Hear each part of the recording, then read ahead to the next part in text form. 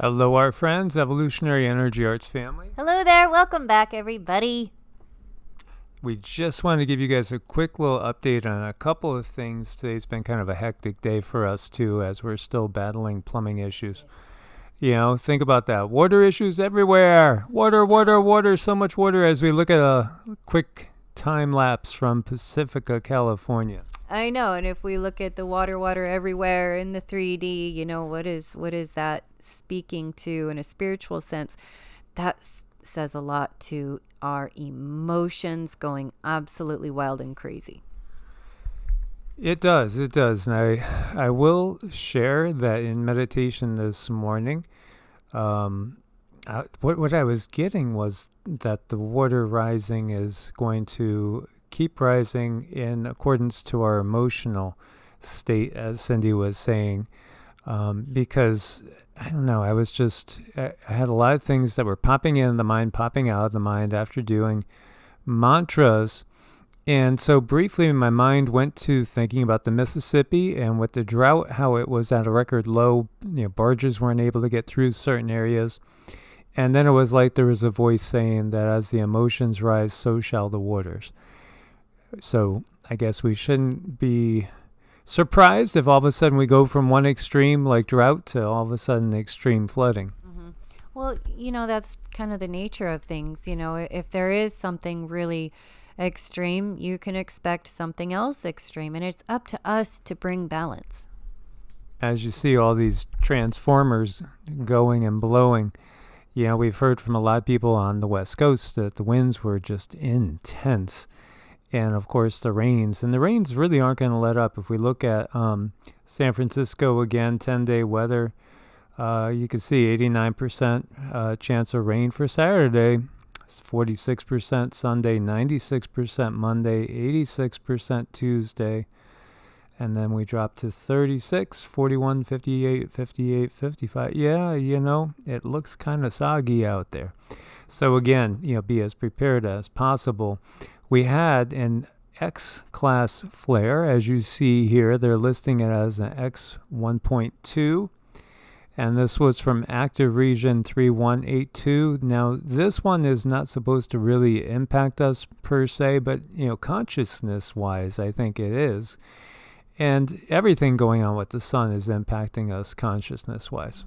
Consciousness-wise, absolutely. That information is coming to us because it is us. So when we get these flares, you can expect things like being really tired, to being really dizzy, to being really wired, to being in sad moods, happy moods.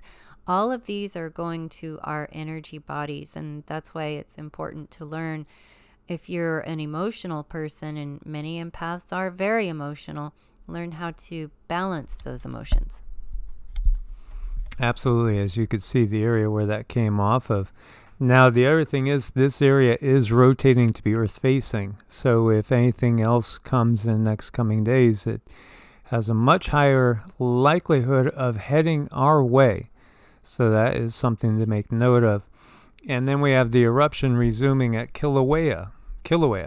So, we were talking about Mauna Loa. Before Mauna Loa, we were talking about Kilauea. Now Kilauea is back on. And ultimately, it's the same source, so they say, underneath. But it's just interesting to see this ongoing again. Aviation color code is raised to red in Hawaii. So, just be on the alert. It feels like the whole Pacific Rim is, one of those areas to watch. And checking out volcanic activity for the week, we had 2 new volcanoes come online. The Barren Island, that's in the Andaman Islands in India, and Sesmipochnoi in the Aleutians. And then we had ongoing at 17 volcanoes. There was also a 5.9 quake that hit the Hindu Kush region in Afghanistan. It is sparsely populated, so it should not cause too much. 5.9 in some areas that are rocky, and of course with the way that the buildings are usually put together, can be devastating. We've seen really bad 5.9 quakes or thereabouts, 5.5 to 6.0 in Iran do massive damage. Again, it's all about being as prepared as possible. As we roll into 2023, it feels like it's going to be a very, very tumultuous year as we have all the geopolitical going on, as more and more people wake up. You have an official in Japan calling out the NWO, so to speak, saying, hey, we got to investigate what's going on with the totalitarianism. Totalitarian tiptoe, right? That Very good. Yeah, and it's not a tiptoe, it's a sprint. It's like they're sprinting right now towards implementing so much of the things that have been talked about and rumored, and then all of a sudden now it's a full-on sprint, and it's at a point where I think people can notice this sprint. So, this is part of, that object, that irresistible force in an immovable object. When the people wake up to a certain point, it's just going to be explosive. All these parallels between the volcanoes going off, the emotions with the water, and, the geopolitical explosiveness going on. Somebody nominated 45 for the Speaker of the House position. I think it was Matt Gaetz that did. Again, the political spectrum is just another thing that's in shambles and really being exposed. Everything is being exposed. It's like somebody's gone up to the Wizard of Oz and just starting to rip that curtain, and maybe we got a peek, and some people that have been sleepwalking or didn't have a clue, just trusted in the system, they got a peek, and now they're just a little curious to take a little bit stronger and longer look at what's really going on behind the curtain. Right. And let's not forget about the planetary influences we have going on. And that's kind of a slow, steady thing. There's when you're dealing with planets, there's no really pinpointing the energy. The energy comes in like a big wave, and it peaks, and then it moves out like a big wave. And this is a time where Pluto is very, very close, very near, making changes. And in Vedic astrology, I'm learning that Pluto is akin to Shiva. And, they say Shiva, the destroyer of the illusion. So this is something where things are going to change in such a huge, huge way. The illusion is being ripped away, finally. And we have asked for that as co-creators. We've asked for the illusion to be diminished, and that's what we're getting. And now we have to figure out, what are we going to do about that? So speaking of that and that Pluto return, Pluto goes into Aquarius on March 23rd, 2023, only to retrograde back into Capricorn twice before it permanently goes into Aquarius November 19th, 2024. And November 19th, 2024 will be a couple of weeks after the elections, if there are elections in 2024, again. And, so I think by the time we're at that point in time, sometime around Thanksgiving 2024, it just feels like, again, it's a new world. It's a totally different world. It's not the world that we've been in. Not that the world now is not the world we were in prior to, say, December of 2019. Everything changed then. And again, I think 2023 is one of those years where everything changes yet again. And by the time we get to that 2025-ish period, there's not much left to recognize, I think. So it's going to keep accelerating is the point. But also you might get periods of, just absolute chaotic, rapid chaos, followed by a little sense of, well, can we actually get maybe a tiny bit of a break here? And then all of a sudden, oh, nope, no break. Full forward ahead and exposing everything because we are deeper into the apocalypse. Now, you had brought up a good little question about that. Did the founding fathers know of Pluto? Because Pluto wasn't officially discovered until after the founding of the U.S. Somebody did. Yeah. That's the bottom line. Again, the technology and the knowledge that we have and that the masses know about. What the masses know about is not the real reality.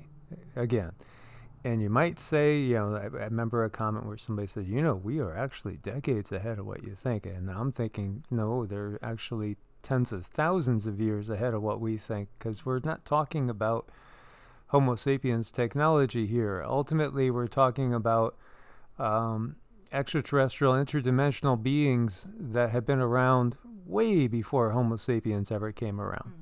Right. And it is an interesting question, because I don't think that our founding fathers were doing all of this alone. I think they definitely had some planetary influences, and they also had some beings that understood planetary influences. So they put all these things together at that specific time, before even Pluto was even mentioned in like 1930s, I think. Yeah, no, absolutely. Again, they went to Antarctica, and when we say they went to, the head of the Eastern Orthodox Church, the Pope, presidents, they went to Antarctica to receive instructions, because they don't make any real decisions. All the decisions are made by non-Homo sapiens. Mm-hmm. That's the bottom line. There are inner Earth beings too, a variety of them. We have the ones that you might call the Nagas. We have the more original reptilians that live here on Earth, and technically in Earth. And then again, there's also other ETs that have come here from elsewhere at various times, sometimes 3D, sometimes 4D, and then the benevolent ones when we're in the 5D. So again, we've never been alone, and we really haven't truly ran ourselves. That's the thing people need to really understand. Humanity has never really governed itself. Right. No, never. No, there's just different influences, here, different influences there, internal influences, external influences. And the good news is we really do have an option about what kind of influences do we want around our lives. What kind of influence do we want to govern our emotions? And there's a lot of cute little guys out here that can really help us raise our vibration and even mold us and pattern us in a space where we're happy, and that's just who we become. Yes, and when we're able to actually lead ourselves in a good civilized manner, for sure, once we get rid of the dark influences, it can only go up. Right. I mean, honestly, it can only go up. I think, again, that the influence that's been upon the planet in a Kali Yuga is a very, very dark one, and I think humanity could do a lot better. Yes, indeed. As always, guys, make sure you're subscribed if you want to keep receiving, hopefully, notifications from both channels. And thank you for your support on Patreon and Ko-Fi.